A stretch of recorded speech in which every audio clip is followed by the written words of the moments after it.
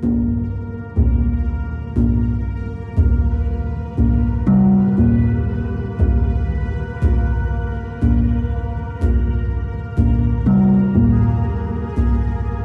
following program includes adult themes and references to death and murder. Listener discretion is advised. Hey, what's up, True Crime family? Welcome back to the second episode of A Shot of True Crime. I'm your host, Felix, and thank you guys for joining us. I know they said we were trying to get this episode out a little bit earlier, but I'm going to be honest with you. Starting and being consistent with a podcast is a little bit tougher than I gave it credit for.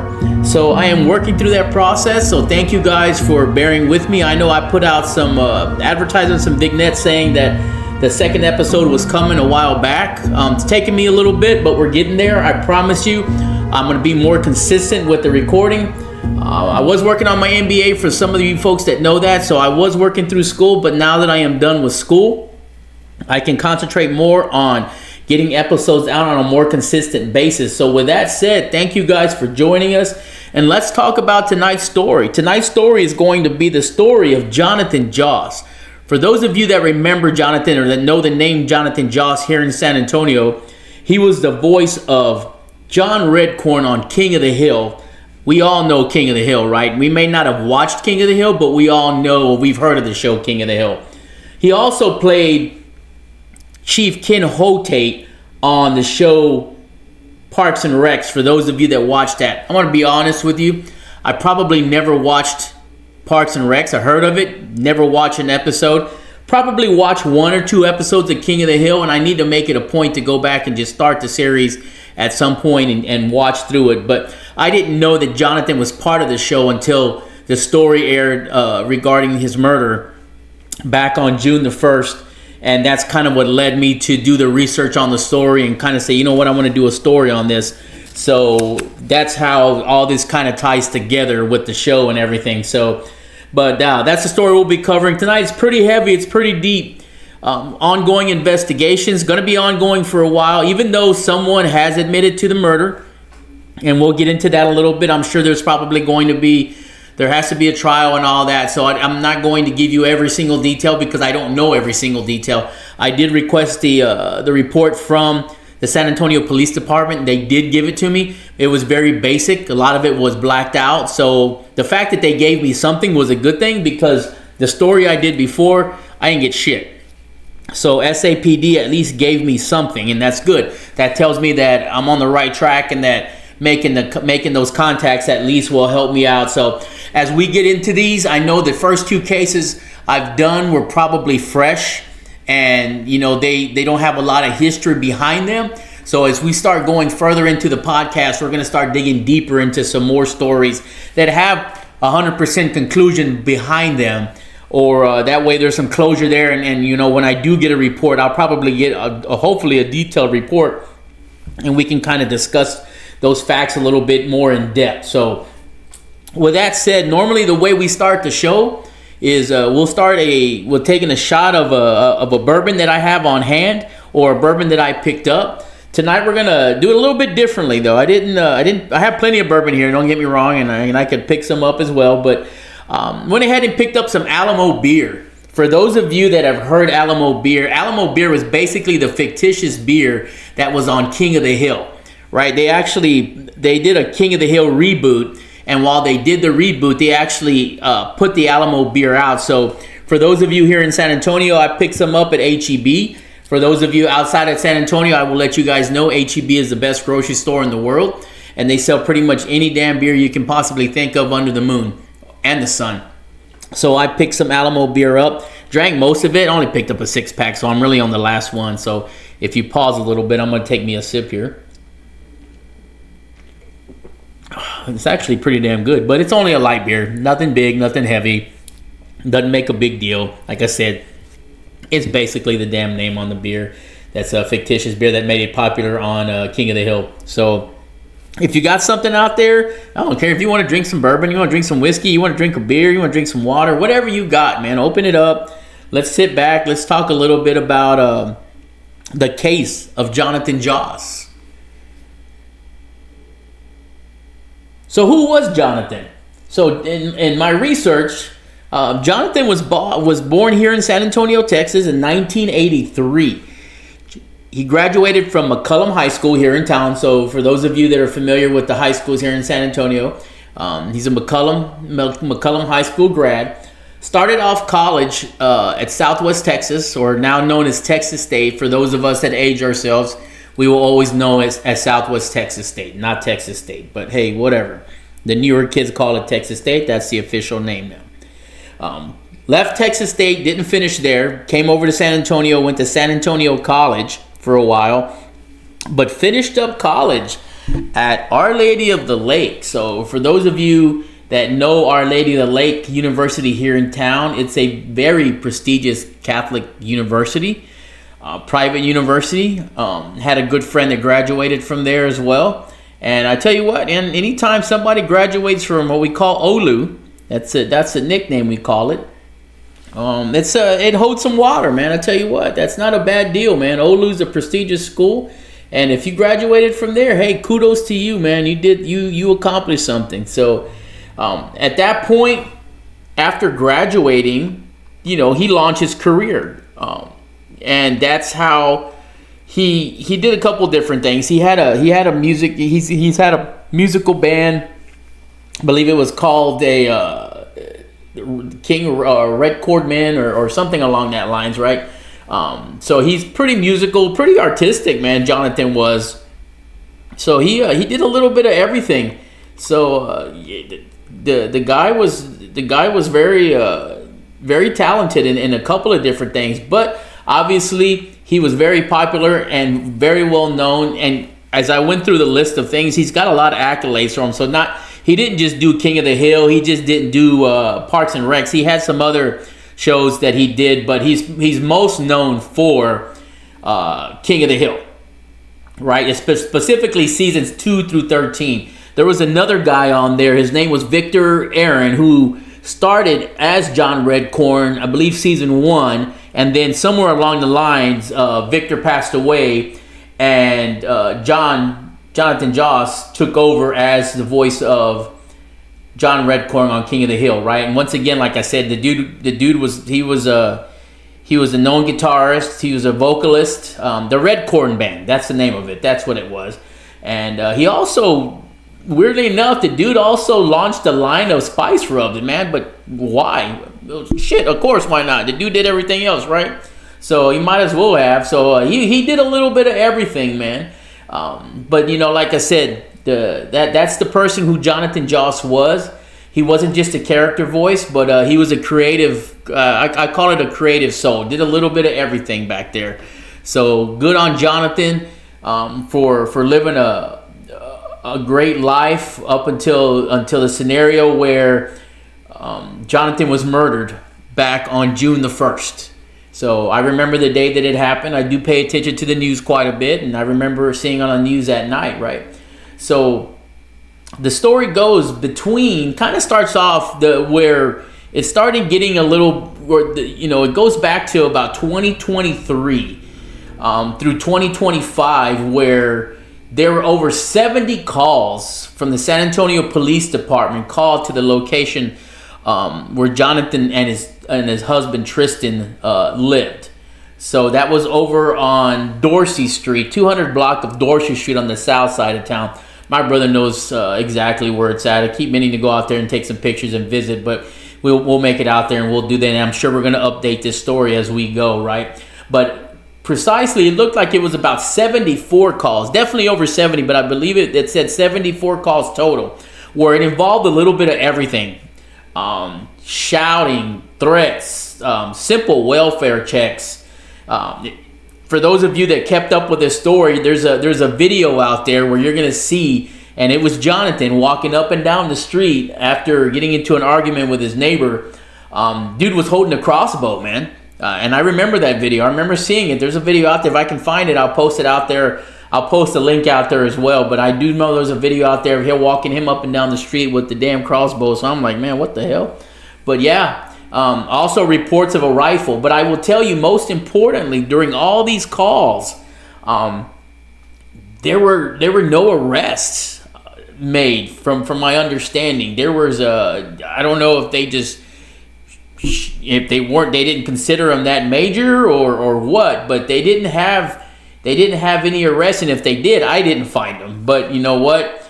From my understanding, not a lot happened, and obviously the result of this, there was a lot that could have been done to prevent the end result.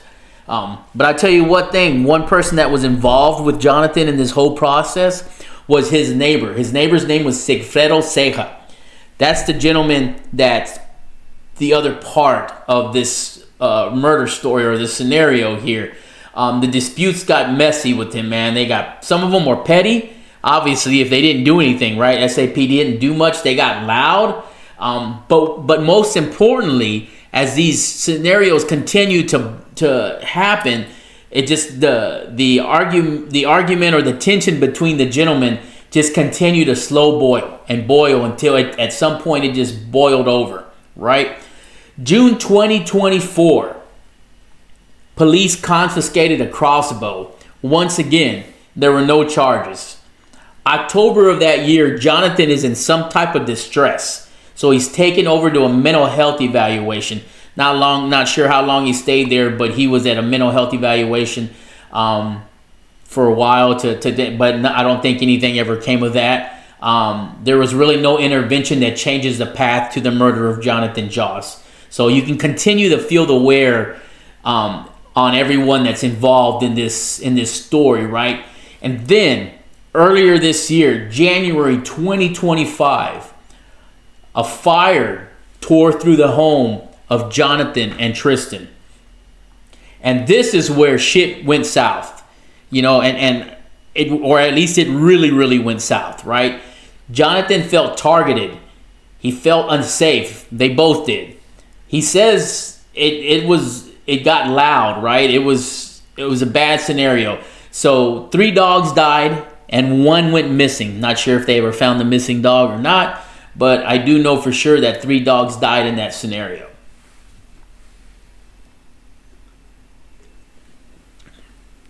And for the record, he also told a reporter he'd been using a propane heater that he had left in the house, and he didn't know for sure if that played a part in it or not. But something that in January occurred that created that fire. Sounds like they feel it was a targeted fire. They didn't rule it an arson at the time. But to my understanding, it is still open. They reopened it, and they are looking to see if if arson did play a part of it, right? Once again, no arrests, no closure. And at that point, something shifted in the attitude of Jonathan Joss. Dude just started getting louder, right, on a daily basis. He began to push back. He also, I'm not sure who he asked for help, if he asked for help, but the attitude of Jonathan started to change at that point.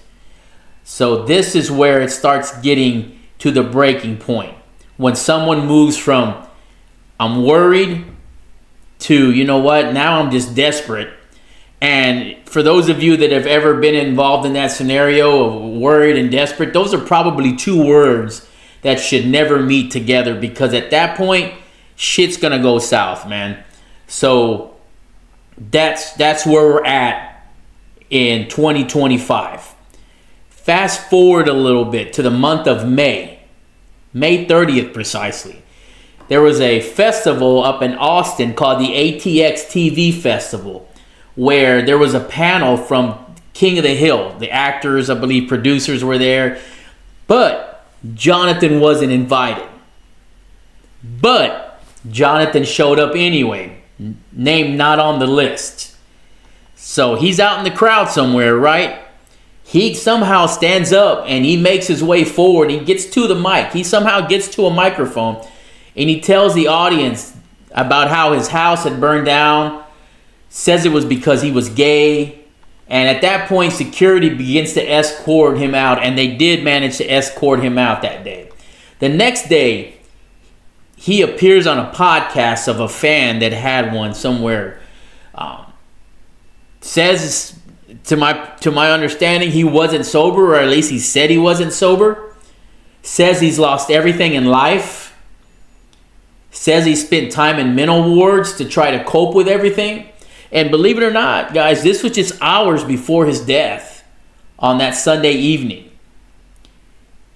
So he posted a video on Instagram where he's walking around Austin saying he recorded lines for the new King of the Hill episodes that were being reinvented or brought back up, right? 2 days after the panel, he tries to get a ride back to San Antonio. And I said hours before his death. I actually meant I guess it was a few days before his death, but basically 2 days after the panel was complete. Jonathan, he did manage to stand up at some point, and he was able to speak and said, don't forget about me, or don't delete me, I believe were the words that he used. Which whatever that meant, obviously the guy was upset because he wasn't invited to the panel, which, he was on there for many years. Why he wasn't invited, who knows? Was there tension between the panel and Jonathan? Could have been. Maybe Tristan probably knows better. I did reach out to Tristan for an interview. Haven't heard back from him. I'm sure Tristan could give me a lot more detail. He played an integral role in. He was there the evening that Jonathan was murdered. He was there with him. He actually held Jonathan in his hands, or in his arms, as Jonathan passed. So Tristan does know probably more than anyone will know that I've been able to talk to, right? So once again, 2 days after the panel was complete, he tries to get a ride back to San Antonio, to, I believe it was to check mail that was supposedly coming to the house or what have you, right? And a few hours after getting that ride, or catching the ride back to San Antonio, that's kind of where everything changed a little bit, or it changed a lot. Right? So not say a little bit, I'm going to say a lot, because that's the night that it happened. On June the 1st. We'll go with June the 1st, 5:57 p.m. That was the first call SAPD received. Disturbance on Dorsey Drive. 6:48 p.m. Second call. Another confrontation. Just after 7, this is where it happened, folks. Shots were fired. Officers arrive back at the residence, and they find Jonathan near the curb. He had been shot. And I believe around 7:20 is where he was pronounced dead. So we're talking from 7. He was, the incident occurred around 7 o'clock, and by 7:20, Jonathan was declared dead. So his neighbor, the person, I think it was the neighbor. I don't want to say I think. I read that it was the neighbor that actually gave Jonathan a ride back to San Antonio. So the neighbor also witnessed along with Tristan the shooting, and the neighbor was able to give their detailed replay of what they saw, and I did get that from SAPD, where the neighbor saw the entire thing that happened. The name of the neighbor was retracted, and they're not saying who the neighbor was. But there at the scene, when SAPD got there, the neighbor, Ceja, was actually waiting for them. And according to the report I received, he basically said, "I shot him and he's dead." So right then and there, this guy admits to shooting Jonathan Joss. And at that moment, everything just stopped. Right, and everything starts on the legal side of things, right? The legal system at that now point, takes over. They read him his rights, and they get his story, and they take him in, and all that good stuff, right? Or the stuff that comes along. I say good stuff because there's nothing good about getting arrested, but nothing good about killing anyone either, right? So this is where it came out on the news, right? And the public starts paying attention to, hey man, we had a so-called a celebrity, a local celebrity that was murdered, right? And it hit the news, and it was big time, man. So Ceja's arrested, first-degree murder. A couple of days later, the dude posts a $200,000 bond. So he's given house arrest, GPS monitor, and no contact, at least with the folks, at least with anybody that was involved in the story of the shooting of Jonathan. So the narrative's kind of still split. Remember, you always got two stories. You got one side, you got another side, and then you got the right side, right? You got the truth in the middle. So Ceja's attorney is actually Nico LaHood, man. If you guys remember Nico LaHood, he was a former district attorney here in San Antonio who's saying this was self-defense, man, and that Ceja feared for his life, and that was the reason that he shot Jonathan Joss. Now, Tristan tells a different story. Jonathan's husband. He says homophobic slurs were yelled. He says harassment went on for years. So, and you remember I just talked about, we went back a couple years, right? And he also said that Jonathan died shielding him, which tells me that at some point Tristan was in the middle or maybe could have been involved. But either way, Tristan says that Jonathan died by shielding him. So that's why Tristan was unharmed. So once again, there's two stories. There's one truth. The community at this point is just waiting to hear what's the latest, right? At least I know I am. Once a story like this comes out, I'm waiting to hear what happened. I want to hear more, and because that's just who I am, right? I'm not gonna say I'm a nosy person, but I like to hear when things like this happen in our community. I want to know what happened. That's kind of what's led me to me creating this podcast. Is this genre of stories or scenarios intrigues me, and to know that things like this are happening in our community, whether it's south side, west side, east side, north side, whatever side of town you are, this shit happens everywhere, man.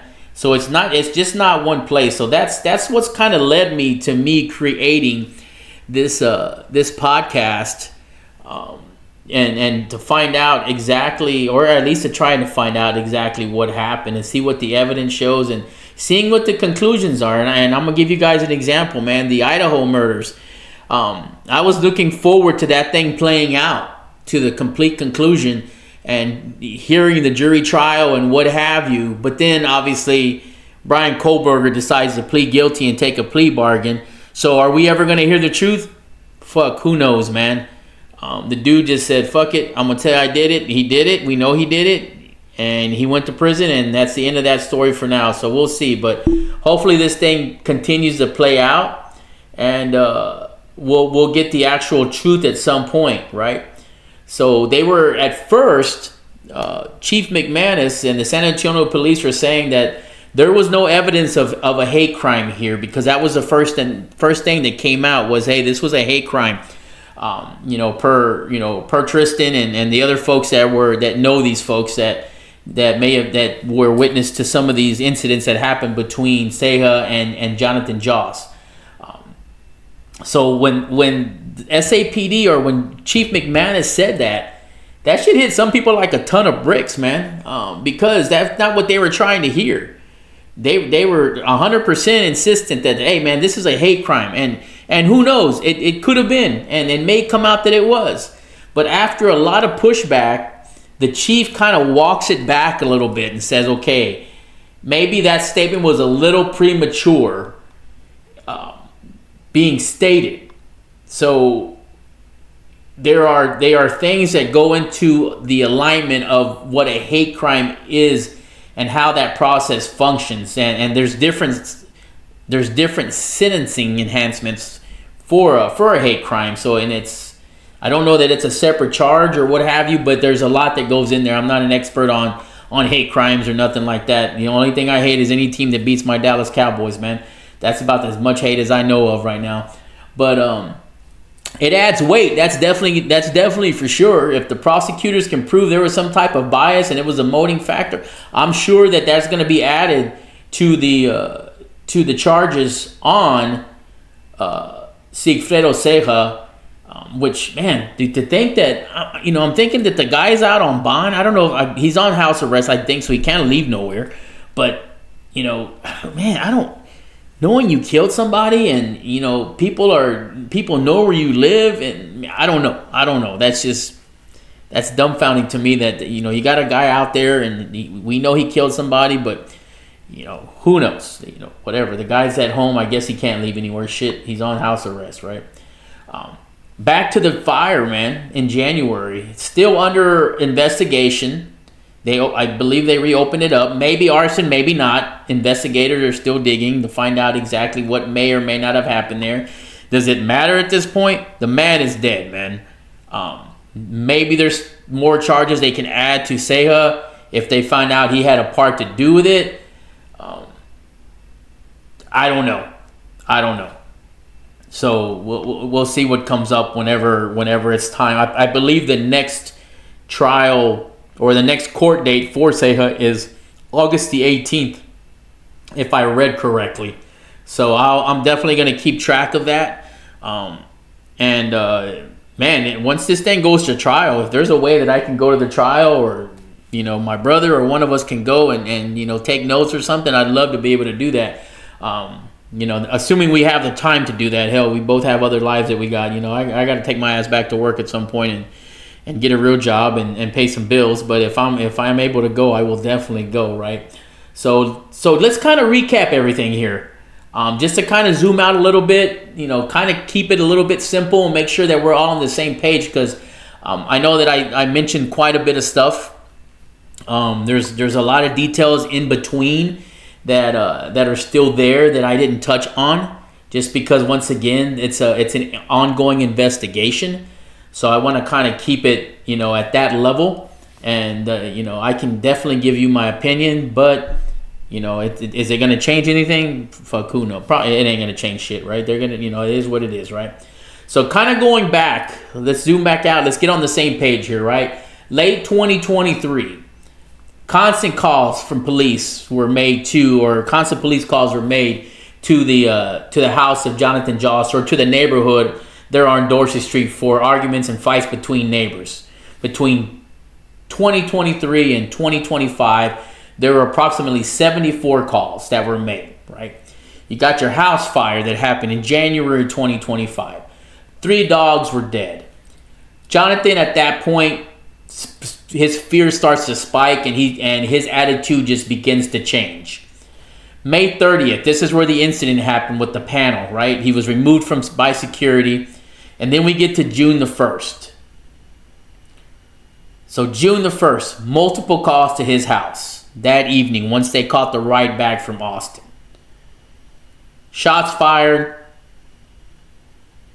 Jonathan is killed. At approximately 7:20, he is pronounced dead. Ceja is arrested at the scene after he admits to shooting Jonathan. Days later, Ceja's on bond. He's on house arrest. And then the two narratives from the public begin to take form, right? Hate crime, not a hate crime. Who knows? Police say it's not a hate crime, but then they retract their statement and say it's too early to really tell. Also important to know that Jonathan had recorded some of the season for the revival season of King of the Hill. I believe it was 4 episodes that he was able to do.